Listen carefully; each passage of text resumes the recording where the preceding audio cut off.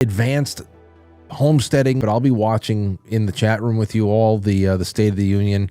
It's one of my least favorite things to talk about because you're really just analyzing the behavior of the people in the room to see what's going to be the big topic of conversation the next day. And that's what we're going to be doing tonight. We're going to be syndicating the State of the Union after the show is over on Quite Frankly.tv because it begins at 9 and we end at 9. And everybody's looking for a place to hang out and watch it. I would suggest going to Quite Frankly.tv because it's going to be the same stream everybody else is watching, but the chat room is going to be a lot more manageable as far as being able to hold yourself a conversation. You know, you're talking with dozens to 100 or so people. Many of them are just watching and lurking. They don't really care about chatting too much, and you'll actually be able to have a conversation instead of getting lost in the fray of 57,000 people on one place or another. So just something to consider if the interaction value or anything takes precedent.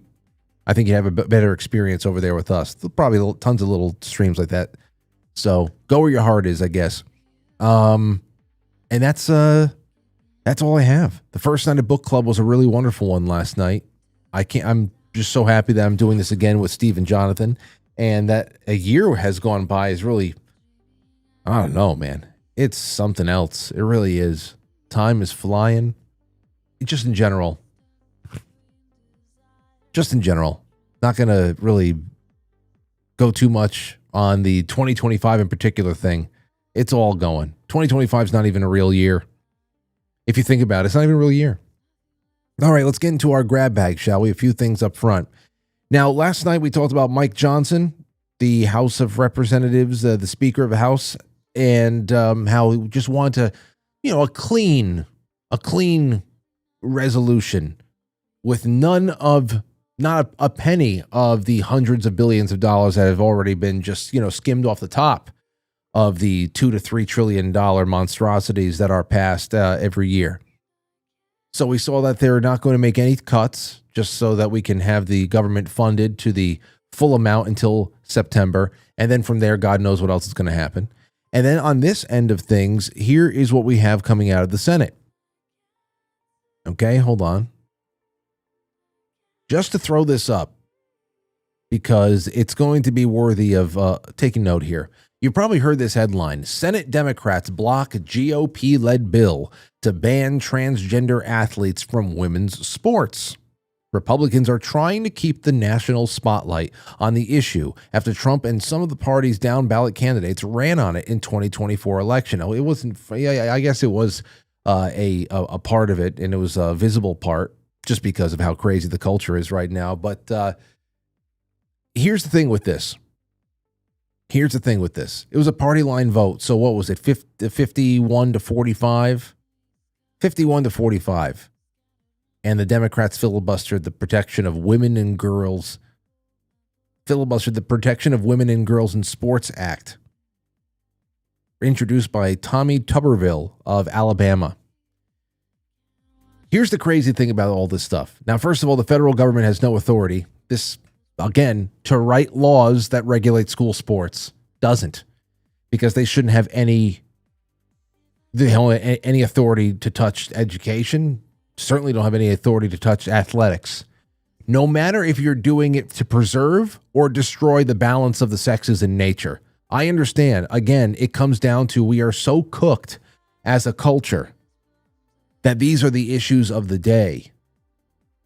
The fact that these are the issues of the day at all, that's really what it comes down to. We're screwed as a culture. But if we must suffer this bullshit with traumatized boys who think that they're girl or vice versa, it is up to the states to really lay down the law on this stuff. And when your school travels into a state that doesn't allow boys to humiliate girls in athletics, then you just need to untuck your testicles and deal with it. That's what has to happen. It's going to be, some states are going to be more sane than others. Just like how we're looking at it with abortion, the way gay marriage should be. This is no federal issues there. It's not a federal issue. So you look at this and you say, those damn Democrats, and yeah, those damn Democrats, those damn libs, and this crazy worldview, this crazy charade of this sick culture. That's really what it comes down to, because they're not blocking it for the right reason. They're blocking it because they think it should be enshrined. Okay. The other side is trying to get it done away with, but none of them have any claim over the issue. It's not a federal issue. That's number one. Then somebody will say, oh, well, we got to bring it to the Supreme Court. That's the next thing that you would hope could be done. Is there a higher authority we can appeal to, which is also a trap, because you just don't want more and more precedent of this being an appropriate thing to do. So, but with all that being said, this is just a general shot across the bow of what is going to be common practice for the next 2 years with the filibuster, no matter what the subject matter is. Harry Reid, I don't know if you guys remember, Harry Reid was talking about this in it was during Trump's first term, I think. He wanted to get rid of the filibuster. There's always been talk about the filibuster. It's outdated. It suppresses the popular will, all that crap, which, of course, I mean, it's only the case when liberals contend that theirs is the popular will, of course. The election from 2024, that's not the popular will. The popular vote was won for the first time in 20 years by a Republican. And, of course, the Electoral College speaks for itself, and all the demographic shifts across, the racial and ethnic backgrounds and younger age brackets, all the demographic shifts and all the polls and the gaining of millions, the other side losing 10 million phantom voters, all that goes with. There's no mandate there. There's no popular will. No, the popular will is the will of the minority, the shrinking minority, I guess. Anyway, if Harry Reid would have gotten his way, this year and next year, Democrats would have been helpless in resisting Republicans who would have only needed a simple majority of 51 votes instead of the filibuster-proof 60 or more that is going to be needed now. And I would just expect a lot of this. So that's just what it is. That's the situation we're in. And it's one of those things that's a little bit harder to manage because we're not talking about a couple of decimal points on what we all agree on. It should be an appropriate amount of defense spending or one thing or another. We're talking about human biological realities. This is the split. This is the fractured nature of our reality right now. So, the filibuster is a great way for the minority party to actually be able, again, one of those checks, to be able to flex a little muscle, to bring a little bit more, negotiating power into a legislative session or whatever the hell it is, and to ensure that only things that are beyond just so far beyond in a majority get through. But we're not talking about that. We're talking about just sectarian violence here. This is Sunni and Shia. Okay, it's just bad. It just sucks. It sucks to watch it. I want to strangle everybody. I do. I want to strangle everybody. I don't care what color tie they wear. I shouldn't want to feel this. Shouldn't feel this. Who the hell needs this shit bubbling up inside of them? Want to strangle everybody you see? Doesn't feel good. So in essence, you just need to deal with it. Because even though the gender crap is harmful, to push for the Supreme Court to weigh in on this continues to support this idea that there's any appropriate authority vested in Congress to approach this from any angle, which includes funding of the schools in general, which is the biggest thing. We could just take that away. Maybe we could just take that away. That would be wonderful. Anyhow. Okay, so that's what's going on in the Senate today. Hochul seeks to recruit laid-off federal workers with an ad in Washington Union Station. So the Washington's Union Station has an ad. Federal workers, if you're getting laid off, come to New York. We want to hire you. Which is hilarious to me because that's actually sound on a federalism sense. It's crazy here that someone like Kathy Hochul stumbles into acting American, where you hire people on a state level. You know, when a truly federalist solution is seen as an own, you know we're in the upside down world. We're just nuts. So Hochul wants to recruit laid off workers to come to New York. Maybe they can help the $15 billion. I don't know. Who knows? Maybe they can work for free. Indentured servitude. Come build our subways. $15 billion worth of labor. That's it. Slavery is coming back to New York. And then, of course, Ukraine, hat in hand. Apparently, Zelensky's ready to sign a minerals deal under Trump. I saw that statement he put out earlier on, just kind of groveling a little bit. And I don't know. I can't stand it. I can't stand that either.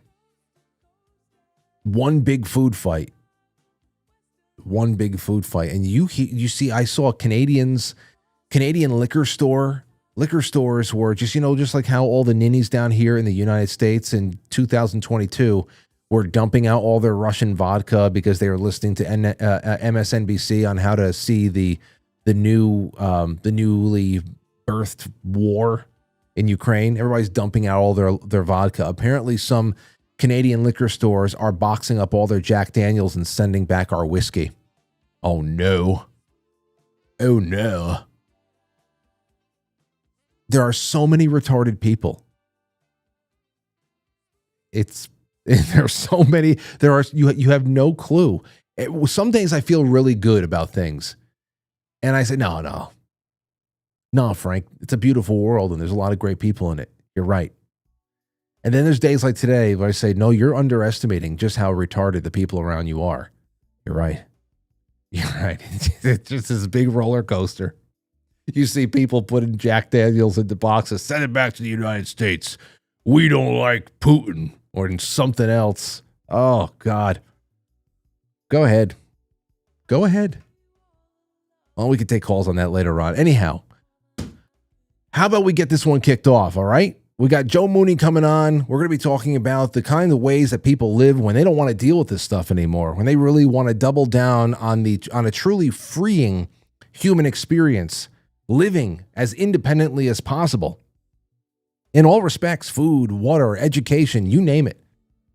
We'll be right back, talk a little bit about homesteading and the world at large and taking your calls as well. So don't go anywhere and help me share the show, whether you're watching it live or on demand. It's going to be a good night. Thanks for being a part of it already. This is Max Caporato at 12,060 feet. You can get as high as I am by watching the Quite Frankly podcast.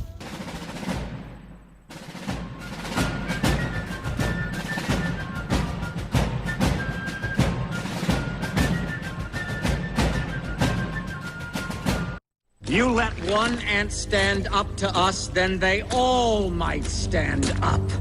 Those puny little ants outnumber us 100 to 1. And if they ever figure that out, there goes our way of life. It's not about food. It's about keeping those ants in line. That's why we're going back. Does anybody else want to stay? Let's ride!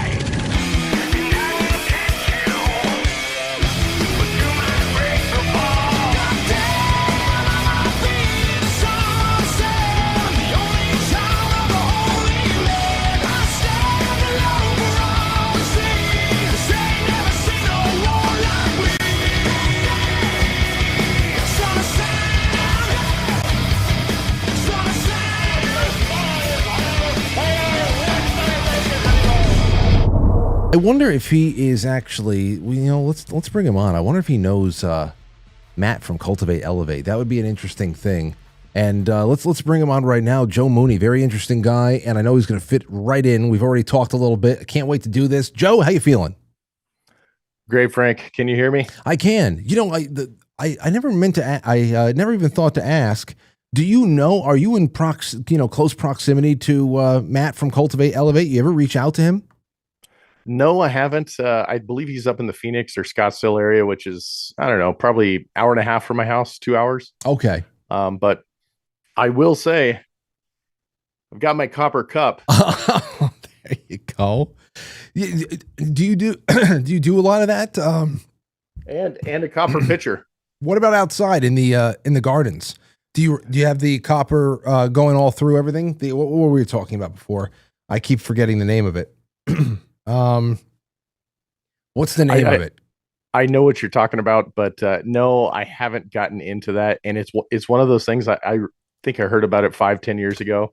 And I just, there's only so many things you can do. And that's just one of those things I haven't gotten to yet, but it's definitely on my plate. I've got, billions of pieces of scraps of all sorts of metals out behind my shop. So that's right. Eventually. Exactly. It's called electroculture. That's what it is. Yeah. That's what it is. So, I did a little bit on that actually 2 summers ago. So when it comes to homesteading and everything else like this, it's really been just a little bit over 2 years since I started learning a lot more about what people like you are doing. And of course, here's where a lot of people are going to be interested in getting some information on tonight is how it could apply to them in their personal situation. Because you, for one, you not only have a good amount of space, but you're also in a very interesting part of the country. You're in the desert. Whereas other people, they might have a little bit more of a lush piece of property, but it might only be 1/4 of an acre and it's a suburb. And then somebody else is, for one reason or another, they are in a big city. There's no leaving anytime soon, at least. But they're figuring, what do I do? Do I grow some potatoes in a bucket on my porch or on the fire escape or something like that? So everybody's looking to do a little something on their own, and I guess we have a lot to talk about tonight. So here's the first thing I want to know about is your travels. How did you end up in the desert right now and setting up this really awesome? I mean, I love your channel.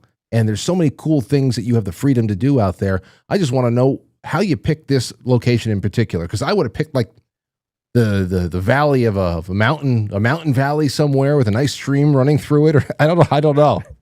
Well, you and me both, Frank.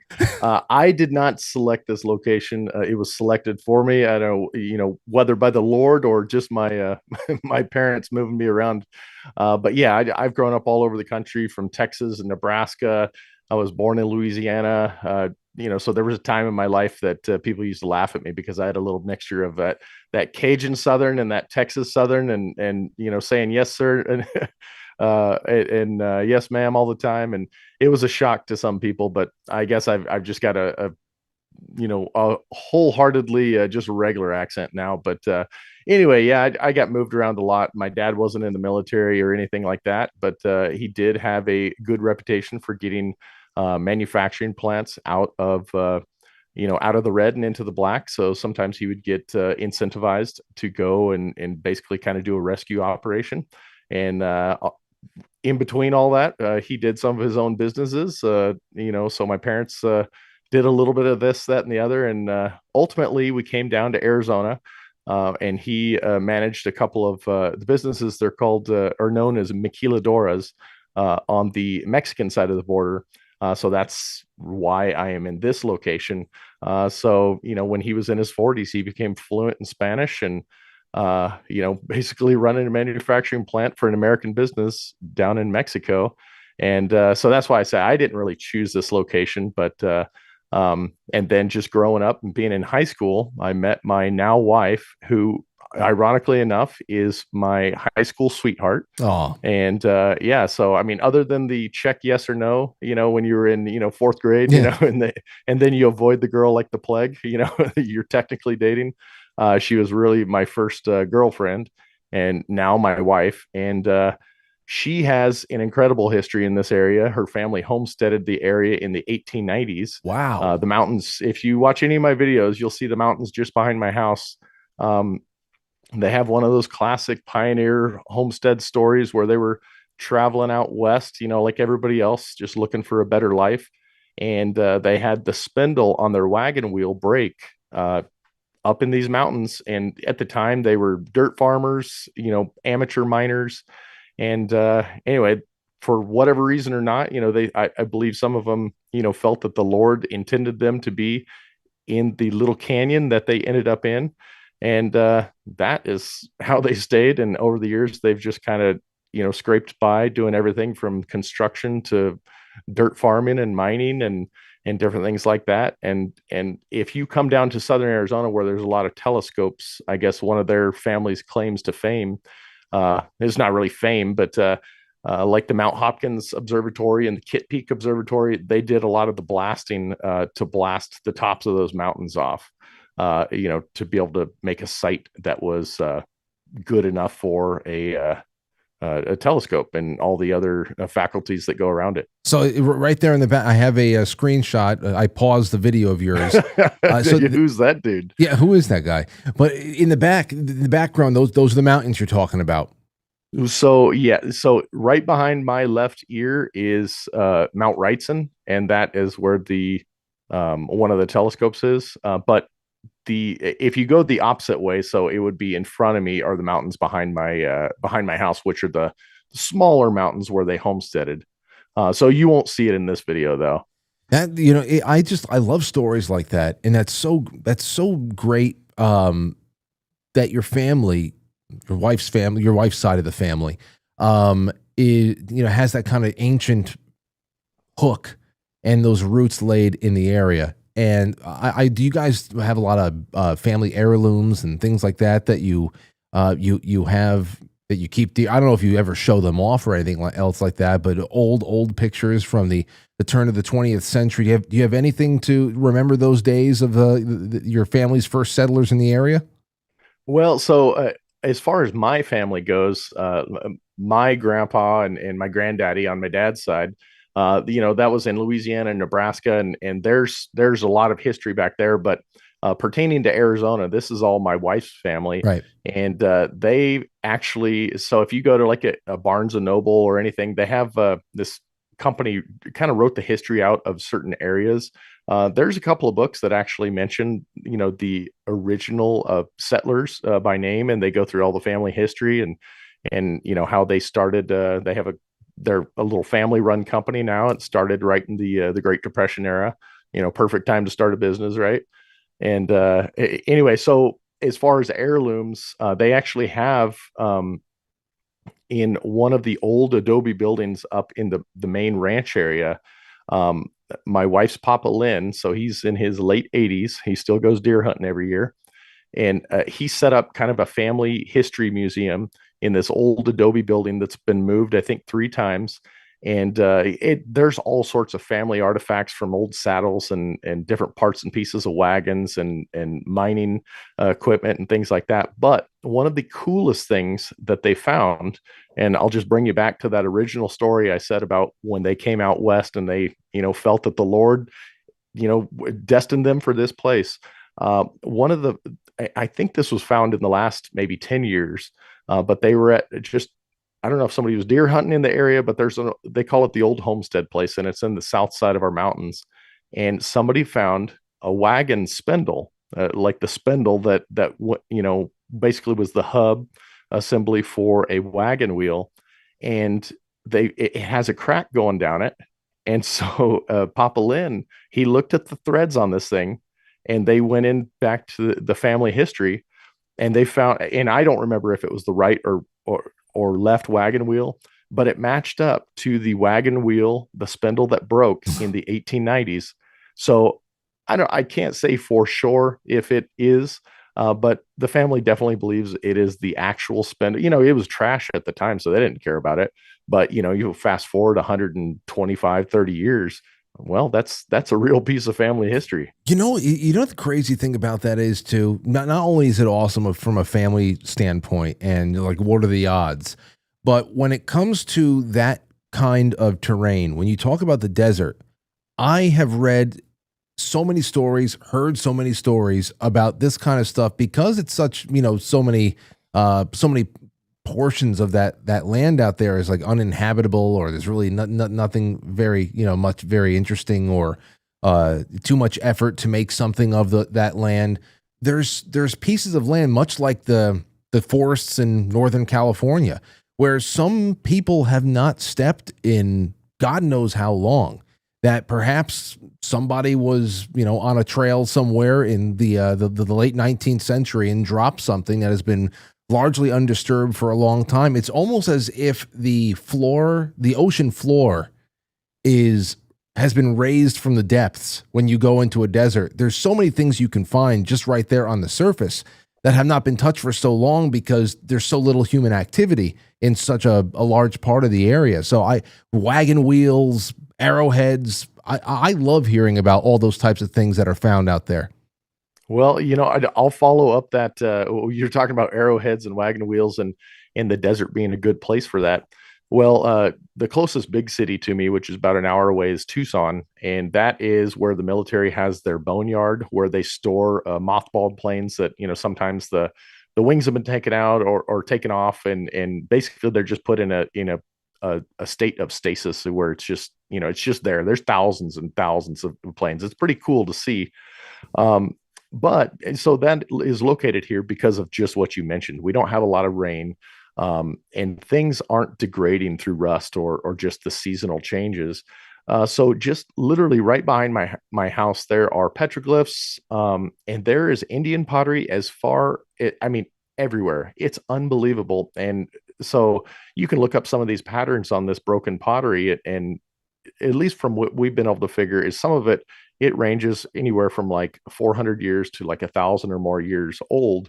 And it is just, one of your guests actually talked about, like the Grand Canyon and a lot of the history of Arizona with that. Yeah.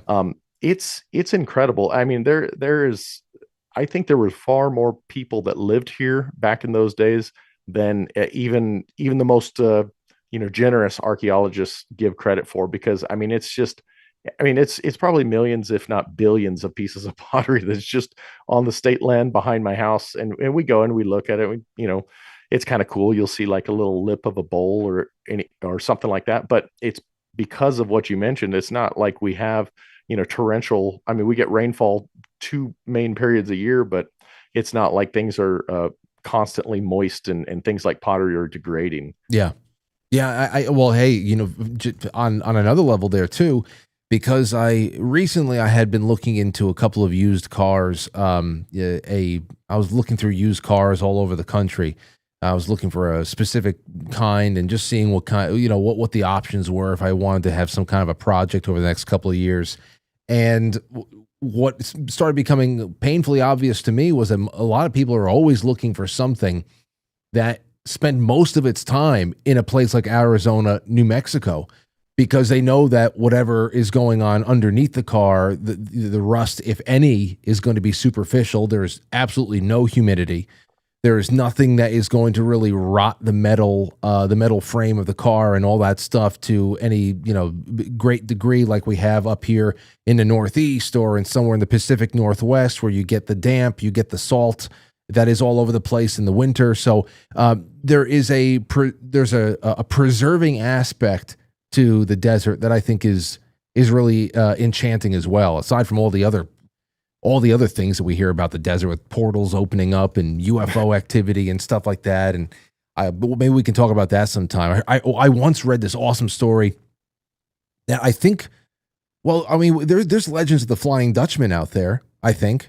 That's in the Superstition Mountains that are just east of the Phoenix area. Yeah. Yeah. With Apache Gold, the Flying Dutchman, all that stuff. I've heard about stairways into the underworld that have giant Nephilim thrones, like big thrones for giants underneath. That's the kind of stuff that I'd be digging into all the time if I lived out there. I don't, or maybe I say that, but maybe I wouldn't.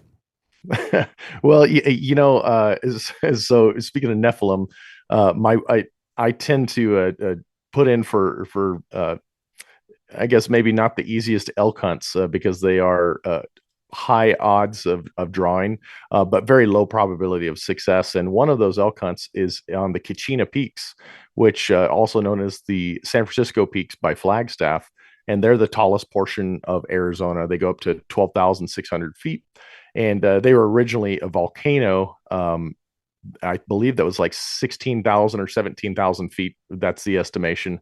But anyway, so my wife read a whole bunch about, going down that rabbit hole of like missing 411 and Nephilim and different.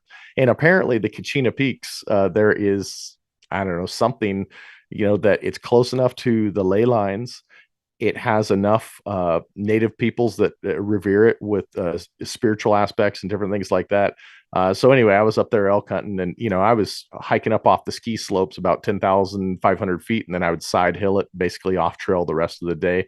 And my wife would just text me every day, make sure you say your prayers, and I did. And I mean, I've personally never seen anything like that, but there's too many accounts and too many mentionings of those things for them just to be totally disregarded. Oh man, yeah, I know. Ghost elk or just some kind of a some kind of an apparition in the desert. There's something about an apparition in the desert that it almost takes the spookiness down a notch, and it's a lot more almost like you're stumbling upon some sort of an oasis, a waterfall. I don't know. For some reason, I'd rather see a ghost in the desert than in my closet.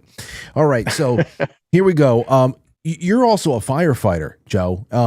How long is this? Is this a profession or volunteer? What is it? It is my day job. So, like I always, a lot of people will ask, are you a full-time homesteader? And so, well, no, like most people, it's more of a hobby aspect. Like my whole thought behind, that is that, I'm always working my way through projects and through gardening or the animals that we keep to be more self-sufficient and self-reliant. But like most regular folks, I still have a day job. And when I originally built my house, that was my profession of choice. My brother was a firefighter, and I had a lot of family in the military. And, so it was one of those jobs that appealed to me. So I think this past month is my 18th year on the job. So I'm just that fireman that's on the big red truck and goes and, we'd like to think we put out fires all the time, but, mostly it's medical calls. Some people, refer to it with just wiping asses and pulling up pants, but, we sometimes fight fires and do cool stuff, but, yeah, that is the day job. That's what pays the bills. I have 24-hour shifts, sleep at work, that kind of thing. We only have one station that has a pole. So, I don't slide down a pole, although I have a few times in my career, just when I was doing overtime at that station. Is there any action? There's any action at all? Jeez. You don't even have as far as the fires? Yeah. Well, I know that there's something going on down there, and granted, I'd rather you be, or any fireman out there really be the biggest concern being, a couple of medical calls and whatever, and people's houses aren't burning down. But we were talking with Scott Mulvaney. He was on the show about a month and a half ago. It's when California fires were really raging. And that's when I learned about hotshot firemen and also air jumpers and all that stuff.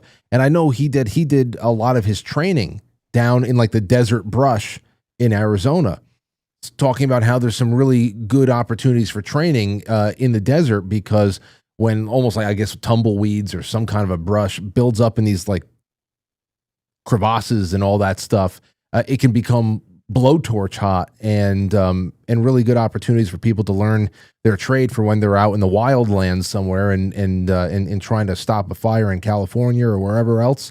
So you ever train with those guys? No. So I'm even though like on my department we have a wildland team, and we used to have a hot shot team, and I don't know if you saw that movie, the Granite Mountain Hot Shots. A lot of guys I work with knew some of those guys personally. So there's like an element of guys who will go on wildland fires. I don't typically do that. The wildland fire that I have most experience with is what we call urban interface.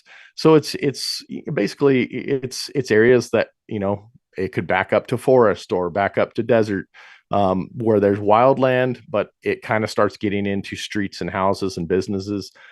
So that is most of what I have been exposed to.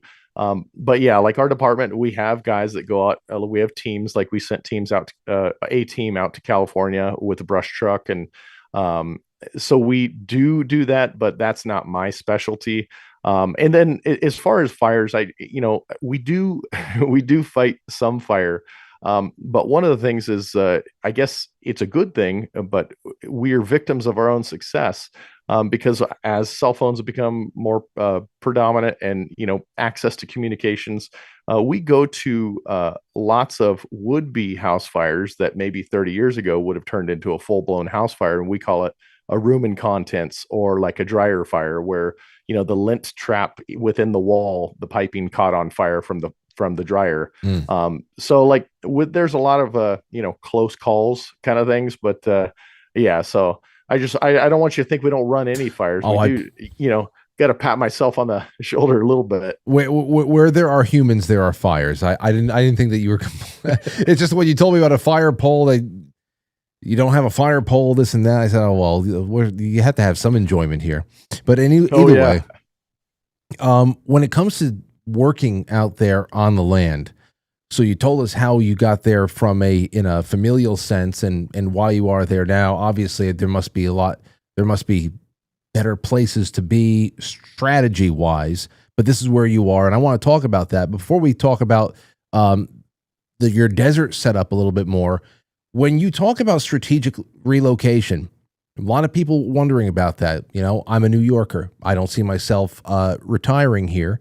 I want to be able to have myself set up somewhere else at some point. But, depending on why you're leaving, some people are leaving because of economic reasons. So they don't really care as long as the tax rate is okay. Other people are leaving because they are predicting some sort of geophysical excursion that is going to, make a lot of problems for people. So they're looking for altitude. They're looking for all different types of things that they believe is going to be the best location to go. In your mind, your opinion, where would that be, do you think? Or if somebody is going to be looking out for a good place, what are all the most important things that you should be considering? Well, this is one of the things that I brought up in the past, and because it is a very common question, and if I had complete say so of where I would go in the country, I might be up by in Idaho or by Yellowstone or something like that. I love the mountains, I love streams, all that. But the fact of the matter is, there was people that were homesteading back in the pioneer days down here, obviously, all the way up into Canada. And people made it work. It just depends on what they were looking. It's like climate wise, that there's drawbacks and advantages to everything. So the more south you are, if you are really wanting to farm and do things like that, well, generally warmer climates are going to be more conducive to farming. Even in Arizona, even though we don't have a ton of rainfall, if you are in an area with good groundwater, well, you can farm. And then up north, but the summers are a little bit rough.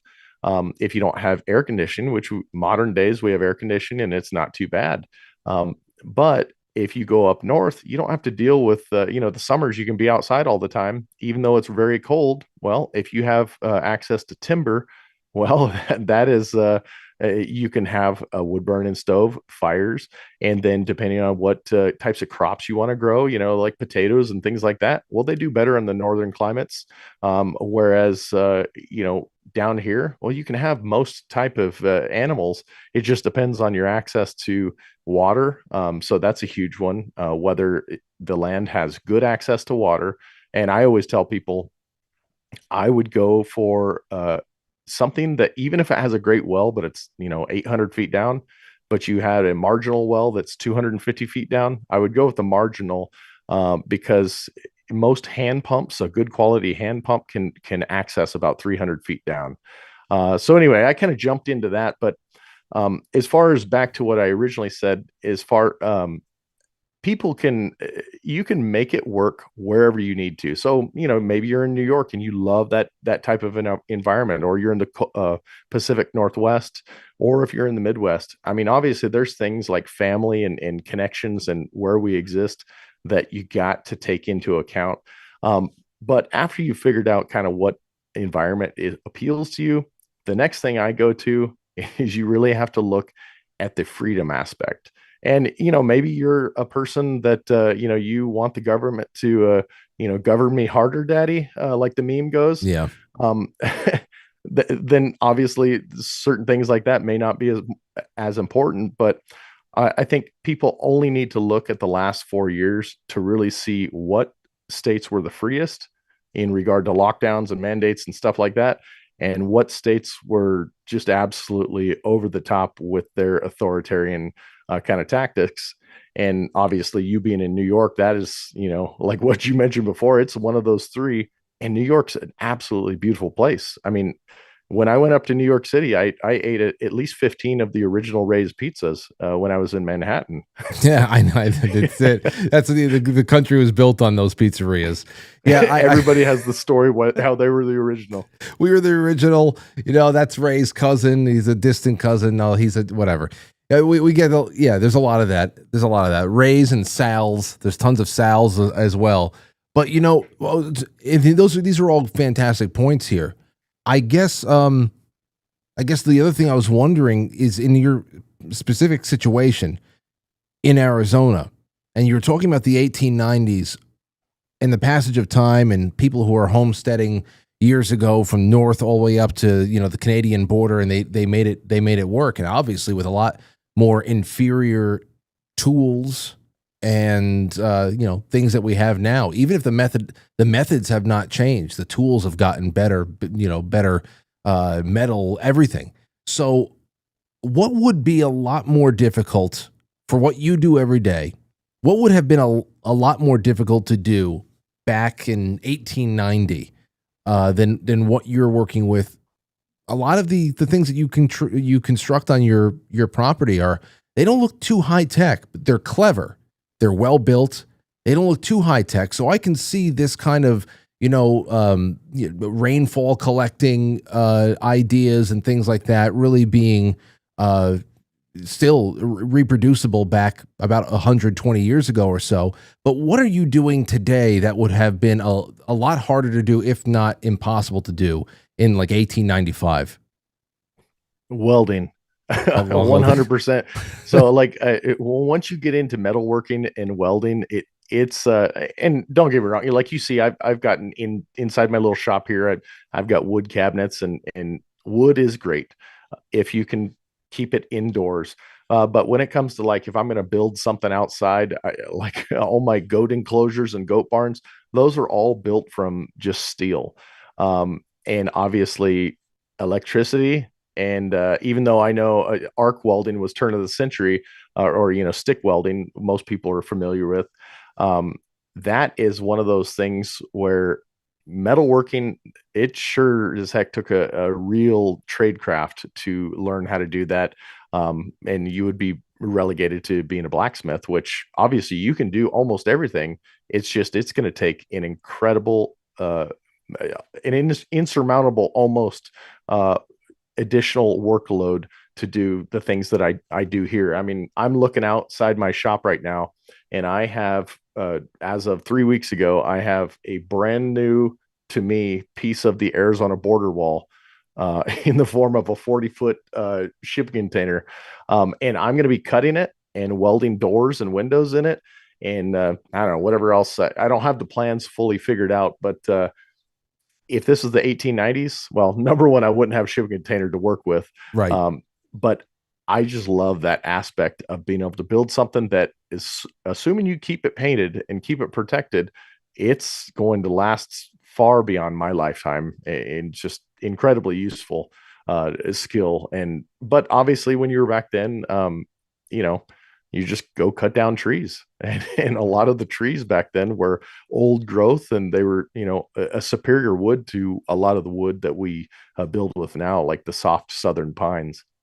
Well, there's I'm sure that there's quite a few people in the audience who are good metallurgists, and but for someone like me, I'm looking for I just built my first trellis last year, so I'm still patting myself on the back for that trellis. I have one more trellis to build, but as far as people just getting started with a new hobby that they hope in some other setting or whatever can become a really sustainable part of their life. I mean, there are people in, like I said, suburban and urban areas that obviously it's going to be a lot harder to break away from the system completely, but perhaps there's just something that you can start doing that can offset some of your dependence on one aspect of the system that you no longer feel serves you in some way, shape, or form.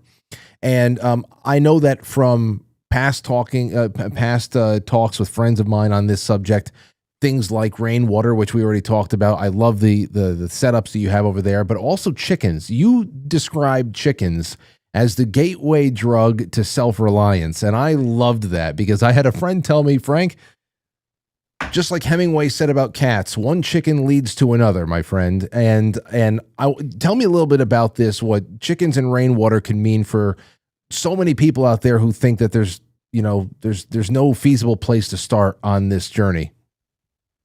Well, yeah, with the chicken thing, I like to relegate it to something that is within almost everybody's accessibility. And chickens, in my opinion, are the easiest animal to keep.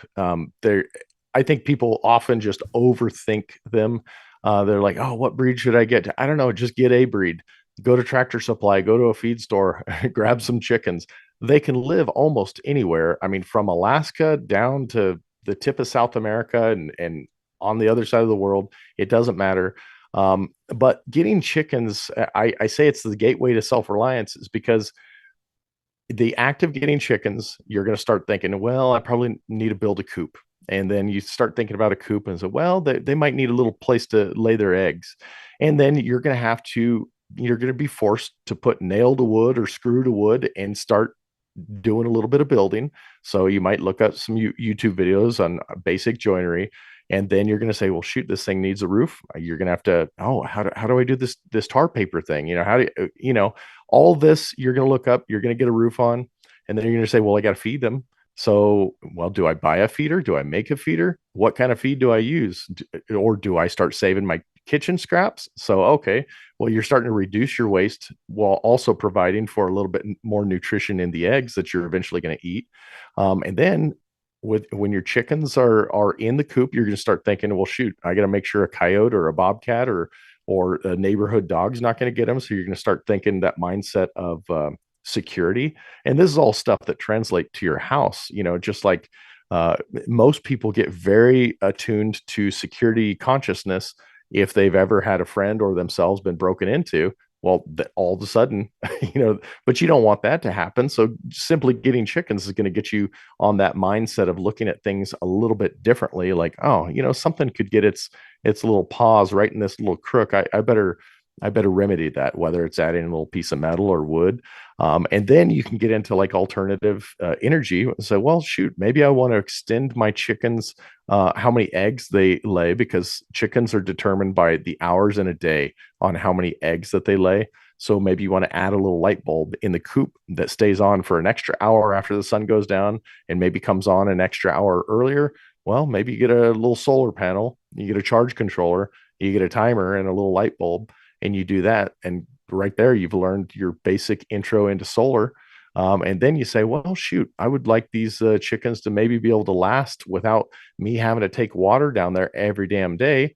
So then you start looking at Homesteadonomics videos on how to set up a little rain barrel and some little makeshift gutters and having the rain get funneled down into the rain barrel. And then that rain barrel goes into a little irrigation pipe in the ground and then goes up and feeds some water cups. And that little example I just mentioned, that will water my chickens for 2.5 to 3 months. Wow. If I died right now, well, knock on wood. God forbid. Yeah. knock on wood. If the only caveat being is you got to have rain. And obviously for us, we have our rainy times of year, monsoons and winter rains, and then we have our intermediate periods. But for the great majority of people out there, yourself, pretty much any other portion of the country that gets somewhat regular rainfall, I mean, you think this thing is 55 gallons of water. Well, if it rains even once every month and a half, well, you're probably going to be able to keep that thing filled up. I mean, you're going to clean it out once a year because it's going to get some sludge and stuff in there. But I mean, that is something that, like, when I set that up, it's just so nice to not have to worry about it. I go down there, I'll walk by the chickens. I just look in the cups. I might tap my hand on the barrel, make sure there's water in it. And that's it.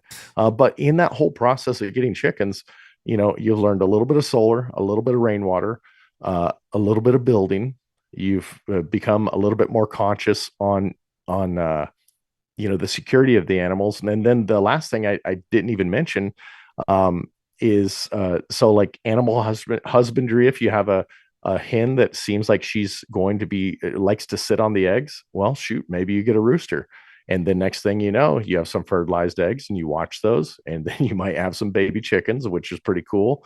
And then the other aspect is it's not to devalue a life or anything like that, but it's an opportunity for you to play a little bit of veterinarian or doctor. Say your chickens have mites. Well, what could you maybe use to help them? Well, diatomaceous earth, and there's several other remedies, but specifically, we use homeopathy and naturopathic type of remedies.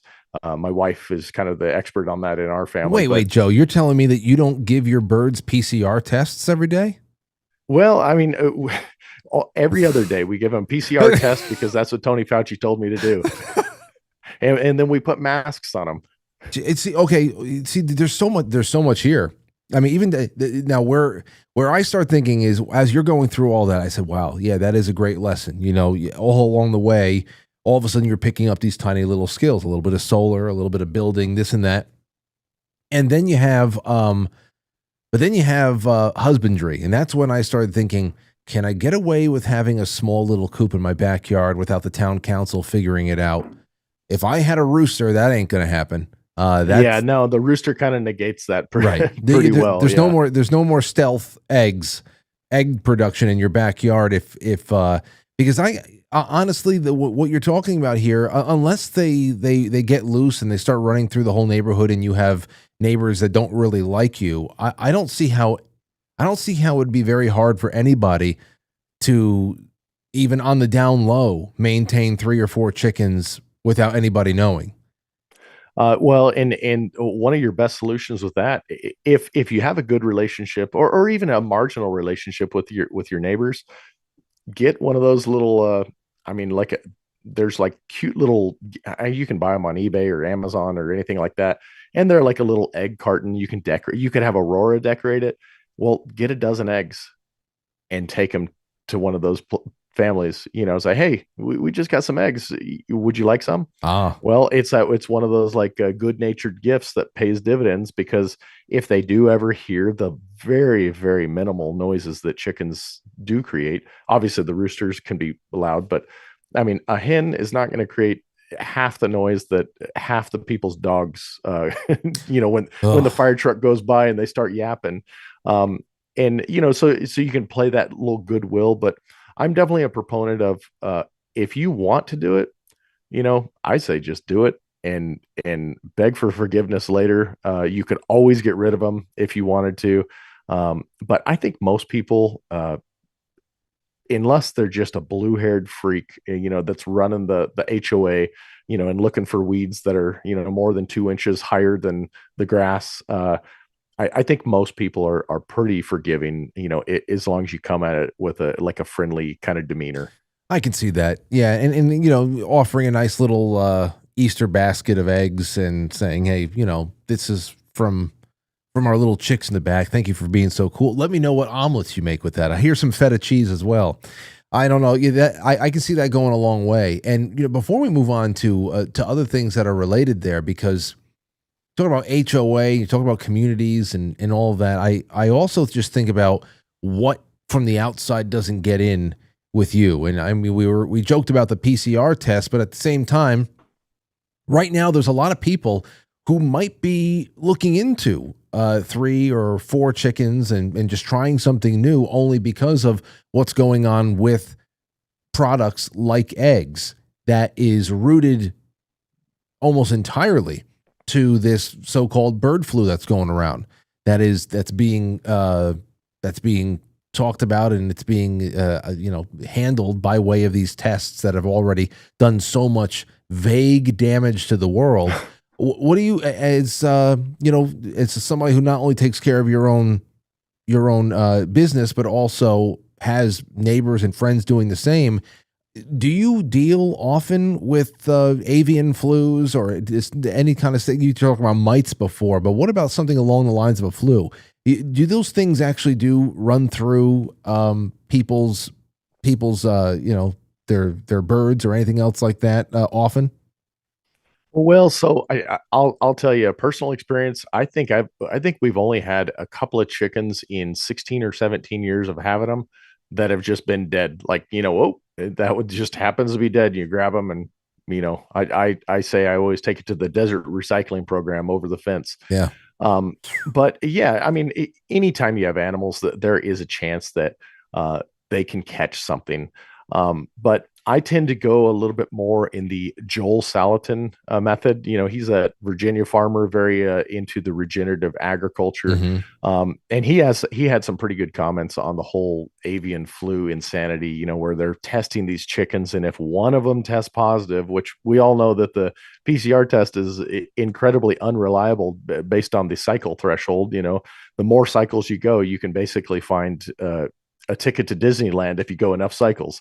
You can find whatever the heck you want. But he said, so these mass, agricultural farms that they get one or two tests and then they cull this whole section of their flock. Well, obviously, just like measles and other things, well, there's inevitably going to be chickens that make it through. And if they have the antibodies or the natural ability to fight off that flu, I mean, to me, it's absolute lunacy that anybody would kill all of these chickens. Well, probably most of them are going to make it, um, at the expense of, you know, or for the benefit of saying they're stopping a disease, but it's still going to travel through everything else. So I say if you have a chicken that is definitely like, okay, something's going on with this thing, even though I personally haven't had this, we've generally had very healthy chickens. I You could do one of two things. You could remove it and put it in a different location, or, a little cage for, a few days and see how it does. But am I going to kill the rest of my chickens? No, I'm going to make sure their water's clean. I'm going to make sure the food, maybe the food in their feeder, maybe it got some mold. Maybe it is just like a foodborne illness. Like you go to a restaurant and you got Montezuma's Revenge. Well, shoot, maybe it was something you ate, and Yeah. it wasn't the damn avian flu that they're trying to scare you with. So I don't know if I covered that, but I I'm definitely more on that. Just deal with it for that animal. I mean, when you get into like animals like goats and sheep and different things like that, you're inevitably going to have parasites. That's why you can get vitamin I and vitamin H at the feed store, in the paste form. Um, and but like it's just taking it like one step at a time and saying, okay, how can I manage this? Because you or me or Aurora got sick the other day, and did we call the whole Frankly family because one person was sick? And we're And talking about tens of millions of birds too, and oh yeah, it's crazy. It's crazy that aspect is really like almost not paid too much attention to. Instead, everybody wants to clobber each other over the head about, why hasn't Trump dropped the prices of eggs yet? Oh, I don't know, because he can't create life. He can't create life. Yeah, we're talking about something something that is directly tied to mass culling of animals that produce these things. What the hell were you talking about? As far as Joel Salatin goes, I remember back in November, there's a lot of rumblings that he actually might be brought on with the Trump administration on the Make America Healthy Again side of things. Did anything ever come of that? I didn't follow up with it. so I heard those exact same rumblings, and honestly, I heard something about Joel Salatin and Thomas Massey, basically having some sort of important position in agriculture. And I mean, Thomas Massey would be one of the very few politicians that I think is a decent person. And I was actually pretty excited about that. And if you ever look at my Instagram, I don't get too much into politics, but like if you ever read my Instagram hashtags, I basically just they talk about how Fauci's the devil and Bill Gates is a freak and all this stuff. I just put it subtly. So I have a selection of followers who like to see that, but I had a couple of different posts, and I had all the hashtags, that, hopefully Joel Salatin's, going to be in there. But other than that, I think it was like all this, somebody just put a wishful, post, which, I would definitely be in support of Joel Salatin or somebody with a rational mindset, a very practical mindset, being in charge of some, government operation. But then again, government operations and a rationality and logicalness, if that's even a word, it's like oil and water. They don't mix, Right. So if you have any sort of a moral compass, either you're not going to last long in that government agency, or they're going to push you out, or it's just not going to work very well. Absolutely. It's usually what it comes down to. Hey, what about you know what? It's 8:00. What I would love to do is just to put you on a brief mute hold, and we're going to go to our intermission, come back, and I'd love to start mixing in a couple of calls from people out in the audience, if you wouldn't mind. I hope that people join us. Yeah. You be all right with that? Yeah, sounds good. Okay, everybody, listen. When we come back, Joe and I are going to be taking your calls. The hotline is 914-369-1236. 914-369-1236. And also, we're going to be able to work in calls from Discord. So if you're in Discord, the voice chats over there, there's the domestic and international calls. There's also on topic. So I know exactly if you're in the on topic chat, I'll know that you want to talk to Joe about homesteading, either, to mix it up a little bit. Let's do that. We'll be right back. Don't go anywhere.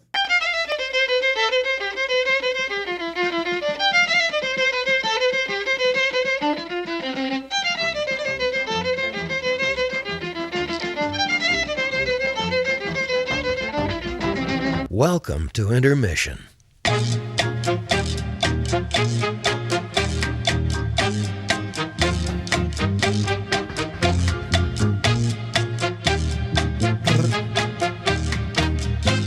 Yeah, intermission.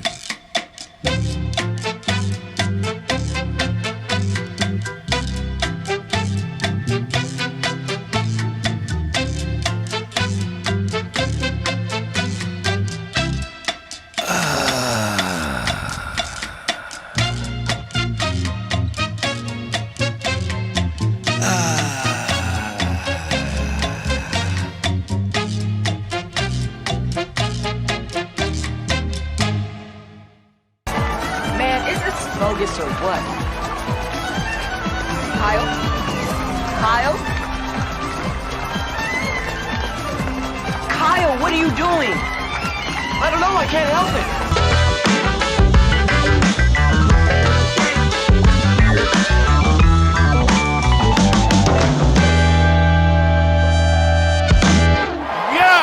Some of your thoughts on this. So the number that you can call is 914-369-1236. I'll bring you in that way, or you can jump into the Discord. Any of the Discord voice chats, and that's what we'll be doing. So, Joe, unless there's something else that you really wanted to talk about that you think is really interesting about what we've already broached tonight, I'd love to ask a little bit more about you guys as, we're talking about 6 chickens. Well, what is your outlook on just setting up triage at home for everybody in the family, or even in your local communities? Are you guys that way as far as looking for more homeopathic, naturalist remedies for, being sick? Yeah. So, my wife, I credit, she's most of the wisdom in my family. I'm the laborer. But she's very into homeopathy and naturopathic medicine, and thankfully she was actually able to find, I'd spoken to you offline about, our experience we had with a pediatrician, and so she found another pediatrician who was an MD, but also a naturopathic and homeopathic doctor. So she keeps homeopathic remedies in for anybody who's unfamiliar with homeopathy, Ron Paul even talked about this a lot. It's a non-invasive kind of medication, and it's not even medication. What it is, it's and this is it's kind of crazy because it kind of acts in the way that we were always told that vaccines worked. So like you get something and it stimulates your immune system to fight off like thing, right? Well, so what homeopathy does is say you have some condition, some itis. Itis is just inflammation of gastritis or whatever, swelling of an ankle. Well, they take different compounds in the form of little pellets, and whatever this compound is, I mean, it could be something as familiar as sulfur, but it's just in a very, very like 0.00000 format. And based on whatever remedy that the homeopath recommends, is you take these little pellets, and it causes your body to bolster its strengthening to fight that on its own. So you're not putting a foreign substance. It's typically taken underneath the tongue. But the thing I think is funny, we don't watch a lot of TV at my house, but the shows we do watch are like kind of time tested, like decent shows that didn't seem all woke and crazy.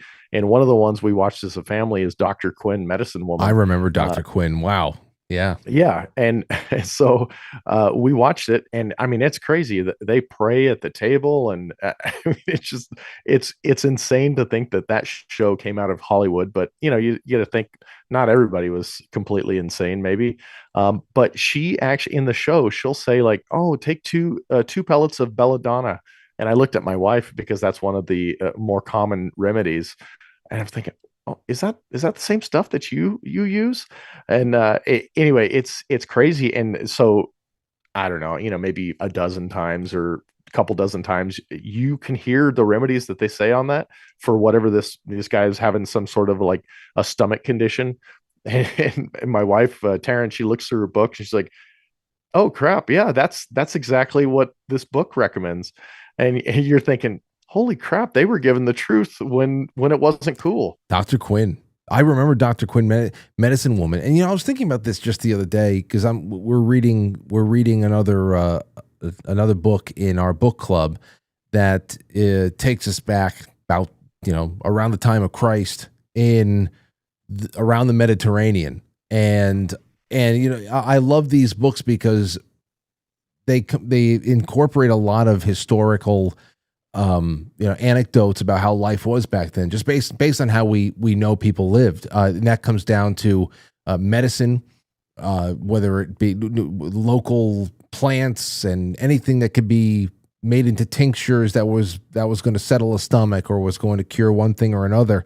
And it's hard for us to realize this now because of the way that we live under the yoke of so many very, very heavily moneyed pharmaceutical interests that will make you believe that anything outside of what they can pump out in their factories, and much of it, I thank God that it exists, especially in emergency situations. I feel like there is a place for all this stuff when it's appropriate, but I think there's a little feeling inside a lot of people sometimes that makes it feel like, well, I guess medicine was just all superstition before 1900. That it was all just superstition. That you got the leaf of one plant, the flower of another, the roots from this. You steep this plant in hot water for a little bit. You boil it down, you distill it, whatever the hell else, and it was all just based on superstitions. And there was actually no science until the Rockefellers showed up and started the oil rigging everything into little pills. And it just can't be so. I mean, we react to this stuff. There is very powerful antibiotics, antivirals in nature, and there are thousands of years of human civilization prior to where we are right now. I'm pretty sure that very intellectually capable people were putting two and two together and had found consistent success with a lot of this stuff over the years, just nature curing nature. And but these days it is there's a lot of money that has been put against this in the in pop culture to label it all quackery. Oh yeah, it's I mean, we could do 2 hours just on this subject alone. But I always relegate. I think I hope you guys can't hear that. It's coyotes going crazy. Oh, I actually can hear something. I wish I could hear it more. Actually, that's cool. Well, I got my shop door open just so it doesn't echo off the side of the door, but they should. I'll send my dog out. But yeah, I always, because like just what you said, a lot of people will say, well, oh, if you're getting into homeopathy and natural, apothecary and different things like that, what are you going to do when you get in a car accident? Well, if I have a broken femur, I want the fire department there to put a traction splint on my leg and take me to a competent surgeon at a modern hospital. And or, say a guy has the Widowmaker, and you want a competent surgeon in a competent hospital that can do a bypass operation or put a stent in. And there are definitely times that modern medicine is, I mean, it's miraculous. But I think sometimes, the ego of a lot of these people, they can't get out of the way of their own ego and say, oh, you know what? Maybe it just wasn't a bunch of dumb hillbillies back then, that were saying, compound this little substance into a tincture and drink it. Maybe there was some wisdom then. And obviously there was. You can just read ancient writings from some of these people that I've often also said that I think that we are knowledge rich in our current day. We are so knowledge rich. There's so much information out there, but we are wisdom poor. But back in those days, they were wisdom rich, even though they didn't have knowledge of everything. The people who were maybe acting as the doctors of their time or the researchers, they were very, very meticulous with what they were doing and consulting other people, doing their own experiments. And obviously there's a lot of these things. I mean, it's more impressive to me, people like Benjamin Franklin, designing the potbelly stove than some guy in his day, than some person designing some computer software program. Because the person these days are building upon hundreds, if not thousands of years of knowledge, and they're using computers to aggregate all this into a concise package that all the experimentation's been done.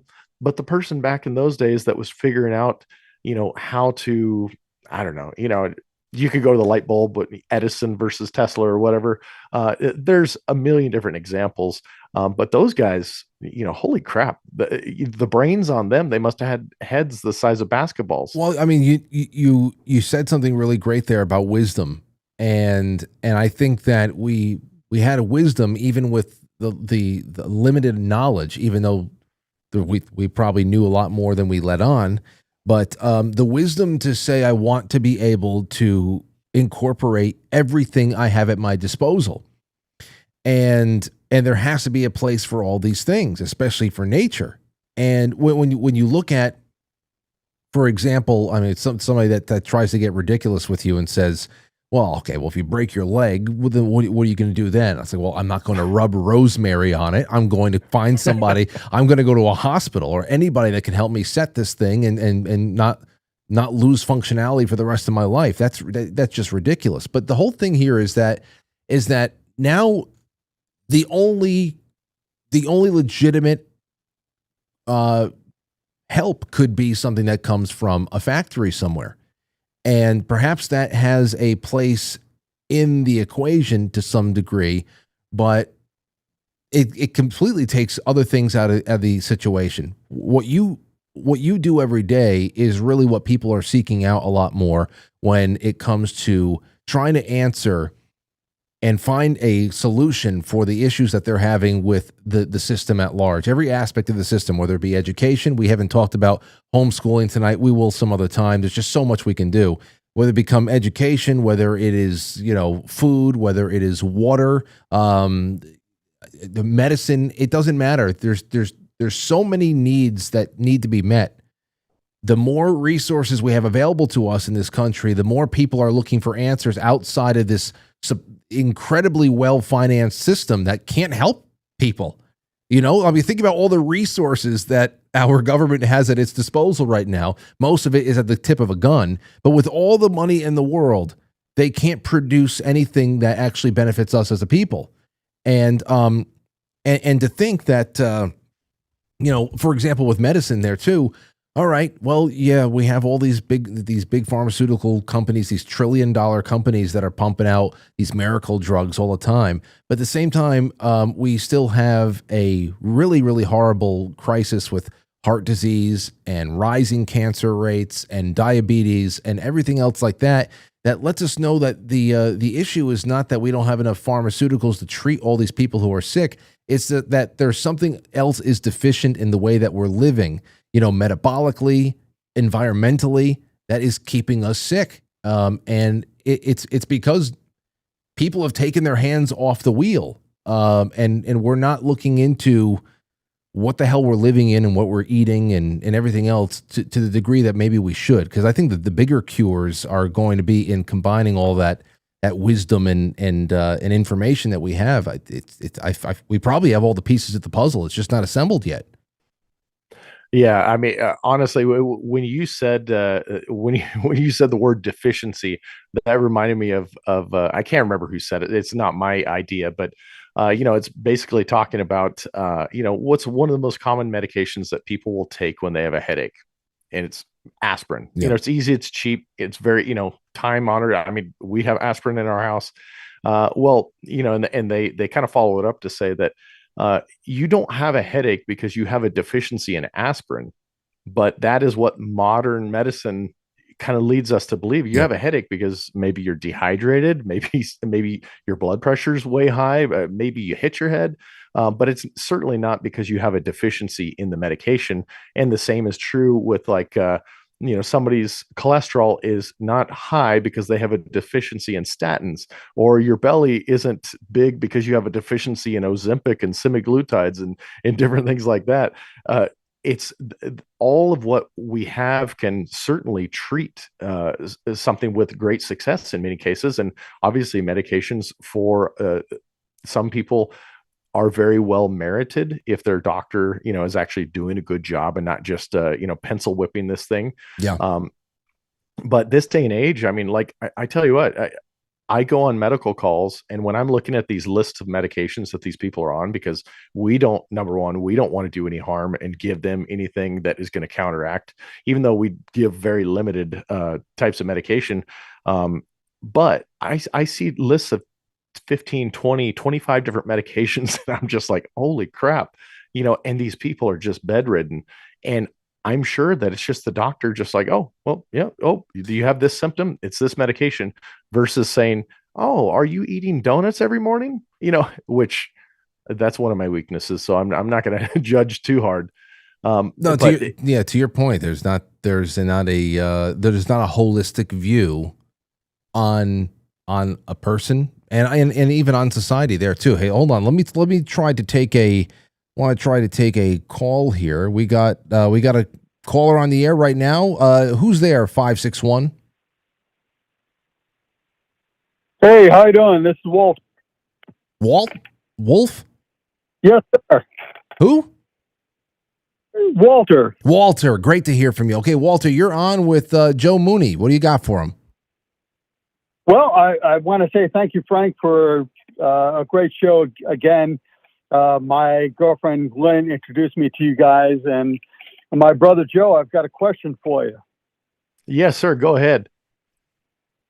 Okay.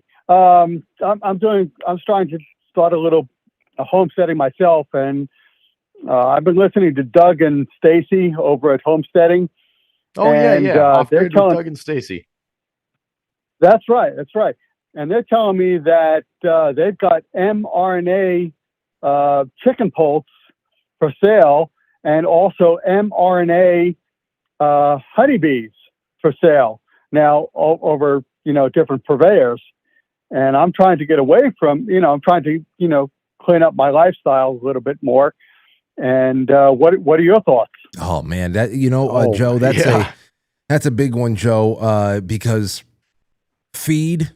I mean, we've already been having to train ourselves to look at genetically modified organisms with the way we feed ourselves. But now it was bad enough with GMO corn and everything else like that. But now mRNA seems to be in everything. I mean, we heard Bill Gates wanted to have this in the lettuce so he can inoculate people through salads. What are you thinking about? Is it just has to be more vigilance? What? Oh, so I'm gonna hit it from a practical point. I'm gonna hit it from a spiritual point because this is something it pisses me off that they are just ramming this stuff down our throats every chance they get. And Walt, your question, that it's a great question. So I have heard that, and I've been trying to keep my eyes or my ears to the railroad tracks to kind of see how quick some of these things are coming down the pipe. And I've heard that some of them are already in the food supply. So number one, have we already consumed some of these in the form of beef, pork, chicken, whatever? It's very likely that we have. Now, the jury's out on whether, cooking destroys these things where maybe it's not harming our bodies as much. So what are the solutions? Well, this isn't the cheapest solution, but I do know that there is a growing element of small ranchers that are raising cattle, beef, pork, to standards that don't inject unnecessary things that, God forbid, we've somehow figured out how to live for thousands of years, buying, beef and pork and chicken and other kind of meat products without mRNA, and now they just feel the need to ram it down our throats. So there's a growing element of farmers that are doing that. Now it will cost you a little bit of extra money, but I think it's worth looking into. And obviously, it's one of those things where you have to, because like when I'm at work, we go to the store and we shop for food, and I'm getting, say we're going to do steaks one night, I'm getting a ribeye from Fry's or whatever. The other thing, this is where it comes, in my opinion, and I know it's woo woo for some people, but honest to God, say a prayer in your heart, just that the Lord can purify if there's anything bad in that meal. And I truly do believe that does have some credibility. And then lastly, I don't know if you partake in hunting or fishing or anything like that, or if you've ever been interested in maybe getting a steer from a local ranch, because sometimes they'll sell off steers, and you can raise it yourself. And I know people who've raised them in town on just half an acre. So it might cost you a little bit more, but man, you can know what went into it, and there's food processors all around, or you could process it yourself. But on to go what I started that with, you can see some antlers there behind me on the wall. You can get into hunting, and I hunt every chance I get. Here in Arizona, we're quantity poor but quality rich. So big game animals, I can only get one deer per year, but I put my daughter in for elk. Last year, she was able to harvest her first elk, and we've been eating it for the past 3 months. And we use it for everything. We use it for hamburgers. We use it for steaks. We use it for, pepper steak and stir fries. Wow. And it is incredible. It's very good. It's not gamey or anything like that. But I would just, so I guess there's 4 avenues, the spiritual realm, pray over your food. And then it is a little bit of that, using the scales of justice. You got to weigh your ability, because at the end of the day, you still have to feed yourself. And, have we all probably consumed this stuff? And are we all likely to consume it in the future?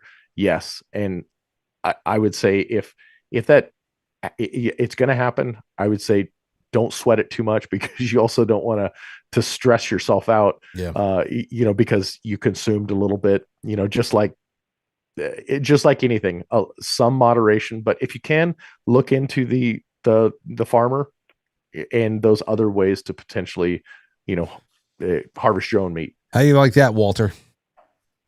That's pretty good. I belong to a CSA, which is a community farm that I support on a monthly basis, and I raise my own hog, chicken, and what is sort of distressing, and you brought up a very good point of hunting, is that one of the NGOs has mRNA vaccinated wildlife, and per live blood analysis and or what you call dark field microscopy, some of the wildlife is coming up positive for nanofibers and graphene, per the vaccine that they put out. Yeah, I mean, it's a lot. Yeah. Yeah, well, I would say what you've already the fact that you're already a member of a CSA and you're already doing that's awesome, and you're not wrong about. I do know that there have been some states that have proposed doing small test batches of trying to help these animals by injecting them with stuff, but I honestly can't give you an answer on how far spread it is. Well, yeah, there's a lot there. And thank you for the call, Walter. Let's go to Discord. Citizen Shane, are you there? Shane? Shane, I'm waiting. Waiting for you to hear me, Shane. Hear me okay? Oh, I can hear you now. Great. Yo, welcome. Can you hear me? Yeah, welcome to the show. I'm talking. You're on. With, I'm talking, man. You're on with Joe Mooney. You're on mute. I'm on you were on mute. I'm on mute. Okay, let me see here. Is the Skype call? Oh shoot! I think there's a delay issue. Shane, you hear me? I apologize. Yeah, I think it was. I don't know what's going on. Hold on, he has to hear me now. Shane, get back in here. Damn it. Oh.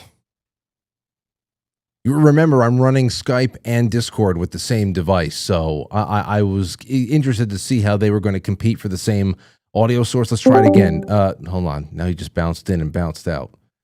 Makes no sense. Anyhow, you know what? Still, this was a great call, and you've given me so much more time than I thought, Joe. It's going to be the first of many because we have to talk about a lot of things. I just want to talk about how life was like out there in communities like that during COVID, the homeschooling aspect, because I know that there's that, and there's so much more too, especially just going forward for the next 4 years. Is this here's one last thing I'll throw out to you. When you're preparing and you are working on a life out on your ranch over the last 4 years, thinking, oh man, I can't imagine if you look out at the world, you try to assess where the country's going, where the world is going, where we're all going, being dragged together. And then all of a sudden there's this little reprieve for the good, the bad, the ugly things that we should be able to experience over the next 4 years. Do you look at these next 4 years as something that is just, hey, you found a little bit more of an air bubble in the capsized boat, and you're just going to work harder to make sure that at the end of the 4 years that we just don't know where we're going to be and what we're going to be dealt next. At least people should be in better position than they were 4 years prior, so that if we do have to walk down another dark path with another puppet stooge fraud in the White House and all the people behind them working him like strings, like marionettes, ventriloquists, I should say. What are you doing? Is that what you're doing for the next 4 years? You have higher hopes that it's going to be a lot more of a longer lasting worldwide revolution of people who want liberty, or are you just doubling down on we got to get independent quick? Well, so one of those things, as far as doubling down and liberty, I think we've got to stay optimistic. I think the last few years has woken a lot of people up. I know myself, I'm much stronger, and I believe much more discerning than I was 4 years ago. Because a lot of that kind of caught everybody by off guard, and a lot of people really got to see the true colors of their quote leaders that are leading them.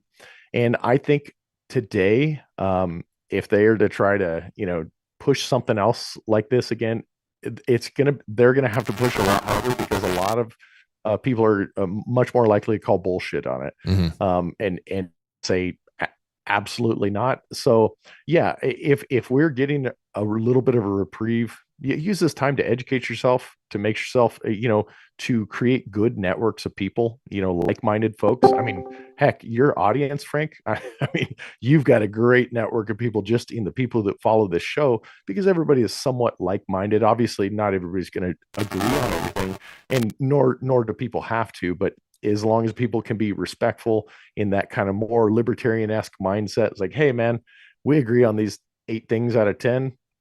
The 2 things, we can just agree to disagree on those. But yeah, stay positive, but use this time to educate yourself and maybe get a little more prepared. Whether you live in an apartment or a homestead or something like that, you can have that homestead mindset to create maybe an extra source of income, some sort of resiliency, extra food storage, or anything like that. And I don't want to take too much of your time, Frank. I appreciate being here, but yeah, that about sums it up. No, I wish we had more time to hang out. Honestly, we just want to do a little bit of an after show and get this all wrapped up before the State of the Union begins. But I'm sorry we weren't able to take a couple more calls. I have a few more people trying to get on, but there's a little bit of a line crossing going on right now. Let me try one more time with the Discord. Hey, Shane, do you hear me? Yeah, I hear you this time. Is that better, Frank? Actually, it does. Shane, you're on with Joe Mooney. You want to say anything to Joe? I got this to work.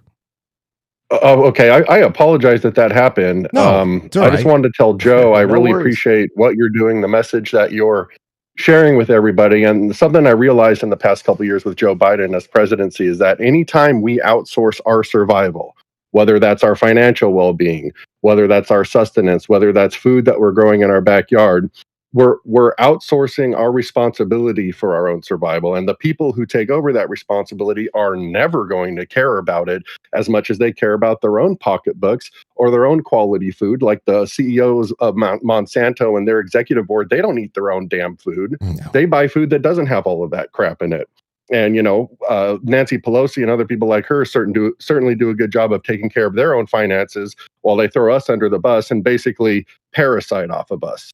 So I feel like his message of, I guess you could call it food freedom, sustenance freedom, independence in that way, I think it's kind of the other side of the coin, no pun intended, of financial freedom. When you talk to the gentleman from the Wolf Pack, I'm subscribed to that. What's his name again? Tony Arterburn. Right.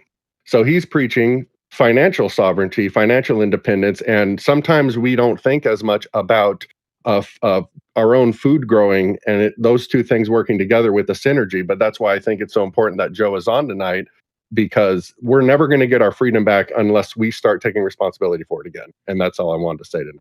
Oh, it's great. It's a great point, Shane. And I think that really cuts to the core of what we did here tonight with Joe and what Joe does all the time on his channel. And I hope people go check it out. Joe, anything else you want to say to Shane?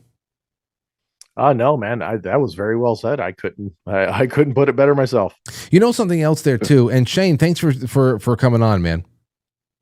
Yeah, thank you, Frank. Sorry about that. Oh, listen, you have nothing to apologize for. I wish I hope that more people follow your lead in future shows. This is really the future of the show, having the ability to connect the audience with the guest. That's the future of the show, no doubt about it. I've been waiting a long time to do that.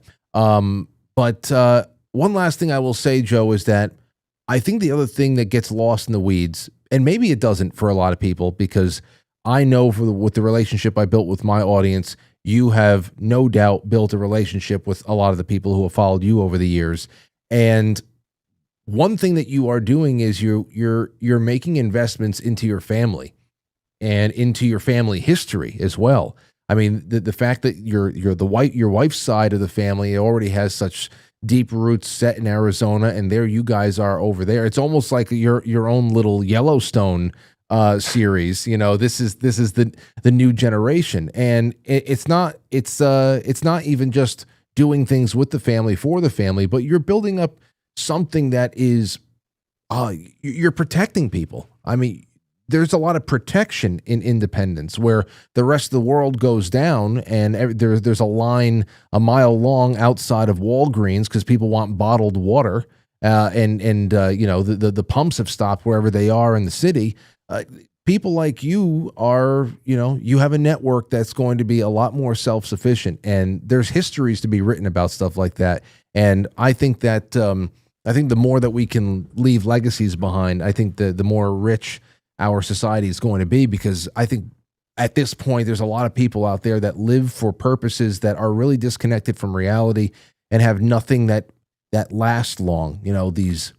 These causes that are as thin as paper, as printer paper, and I mean, what better? Nobody. How many people are actually fighting to make, grow, and protect family? That's not really a very big social cause in America or even in Europe today. And until it is, we're really not going to fix our worst, most nagging problems outside of all of our health issues and stuff like that. Yeah. Again, I couldn't say it better. I think you make a good point about, I think we're kind of right at the cusp of a lot of people starting to value things differently than we valued them 5 years ago or 10 years ago or 20 years ago. Because they're starting to kind of focus on things that are a little bit more, time tested, because at the end of the day, it's nice to, I don't know. I mean, to have done this certain thing, but at the end of the day, who are you going to sit on your porch with, and in a rocking chair and have a mint julep or smoke a cigar with? It's going to be your wife or your family. And what are the things you're going to remember? You're going to remember those family memories. You're not going to, remember the times that you were 21 and you went on a bender with the boys and went all over town and had a great time during the time. But, so I think people are craving legacy. They're craving tradition. And I can even tell you from like some of our younger firefighters that have started to come out of the academy, there is a palpable noticing that these guys are craving things that I guess they're craving things that are more time tested, and it's really kind of cool to see, like, wow, this younger generation, some of these guys have their heads really on straight. It is, because it's easy to kind of just scoff, like, it's just a 20-year-old, he doesn't know. Well, a lot of these guys, they're they've been around, they know things that have existed, and they see the world, people canceling other people because they get the pronouns wrong, and just some of the stuff that is so illogical. And there is a growing movement of people that just want to have just some stability and tradition and something that you can hang your hat on. I agree with you. There's always reasons to complain about one generation or another, but there is a statistical trend right now, as well as an anecdotal one there too. Like you're talking about the guys that you are coming in contact with, they're getting out of the academy and getting right into your firehouse, and you're actually able to read them as people and seeing where their minds are and what they want in their life. But there is also a statistical side of this that's showing a lot of it. A lot of where people's minds are, even in little tinier expressions of where society is going. I remember last year, maybe early in 2024, there was a couple of entertainment magazine writers that were getting really bent out of shape because larger portions of Gen Z were demanding and they were wanting more movies and television series that were less about that showed less romantic and sexual relationships and more about brotherhood, lasting friendships, things that are a little bit less HBO rated X and a little bit more robust, hopeful PG-13R, but just a little bit more Stand By Me kind of stuff, where people are forging lasting relationships and they're getting something done, or they're just living life and building families, and it's not all just about waking up trying to navigate the horrors of hookup culture and being a lost girl in the Sex in the City. So it's being expressed in very, very significant ways. It's a statistical reality. And I think there's a lot to be hopeful there. So keep doing what you're doing. And it's been wonderful to have you on the show for the first of hopefully many times. Let me see. I want to get you up on the screen here. The YouTube channel is Homesteadonomics. I have it linked in the description of the episode. Homesteadonomics. You can't miss it. It's big, 570,000 subscriber channel. Wonderful, wonderful stuff. Go get drunk on all of it and talk to Joe in the meantime and have a good time. Joe, thanks for everything, my friend. Well, thanks for having me, Frank. Legitimately, this is probably, if not my top podcast, my top two. That I always like listening to it. You are a man with wisdom beyond your years. As a lot of people say, you're kind of like a younger Michael Savage, but I would say just younger Michael Savage, but more, I don't know, just broadly interesting and more broadly positive too. Well, I really appreciate that. As an old Savage fan too. It's a high compliment. He's still one of the guys I would love to have call in to this show for 10, 15 minutes one day. That would be something else. But either way, you're very complimentary, and I love your work, and it'll be great to have you back. All the best to you and the family, okay? All right. See you, Frank. All right. Take care. There he goes, everybody. Joe Mooney, Homesteadonomics. And it's 8:45. There's nothing. I'm not going to break open any other topic over here. It's just time to go. So let me get into the super chats. Thank you to Shane for calling in. Thank you to Walter for calling in. There was a few others that were trying, but when I started getting overlap issues, I mean, listen, it's going to be one or the other. I'm going to try to find a way of incorporating everything. Maybe I get a third. No, I'm not going to bring a third device in here. Not going to do that. I'll figure it out. It'll be an interesting fix, no doubt. All right, Stowstube, thank you so much for the tip tonight. Quite frankly, superchat.com. Lone Soldier out there, thank you so much, my friend. And then over on Rumble, we have Jay Semo says, "Here's to you, Frank, and another great show. Cheers." Thank you, Jay. Thank you so much. Remember, I'm collecting all the super chats and Rumble rants this week to give away Jane Barlow's field kit. I mean, you want to talk about the field guide that Joe Mooney was just discussing about homeopathic cures and treatments for any number of things. Well, this is going to be a great guide to building your medicine garden and how to make everything with it.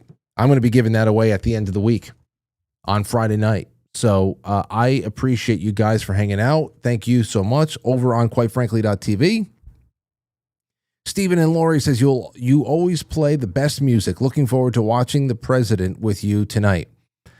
That's going to start in just a couple of minutes. ATD, thank you so much. It's good to see you there again tonight as well. Cave Toad says, thanks for the newsletter, Frank. It was fantastic. I keep forgetting to post some stuff from the eclipse last April that you will love. Oh, and yay for more text on gold pills. Thanks, Foxhole. Oh, they expanded the text? That's great. And then Sean Joe with a whole sleeve of cookies.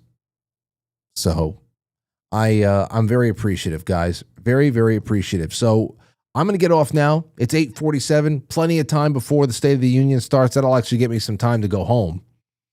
But go over to quitefrankly.tv. Settle into the chat room over there. There'll be plenty of people to talk to, but it just won't be blindingly fast. And it'll be the same thing you'll see anywhere else. And I'll be in there with you as well. Maybe do a little bit of live tweeting, but I'm just going to kick back and enjoy it with you all. So thank you for the time tonight. Thank you again, Joe Mooney. And tomorrow is another day. We got a really, really good one tomorrow with Brandon Williams. We'll be talking about taxes, so don't miss out on that one. All right? Don't miss out on it. Take it easy, everybody. Good night. I'll catch you on the flip side.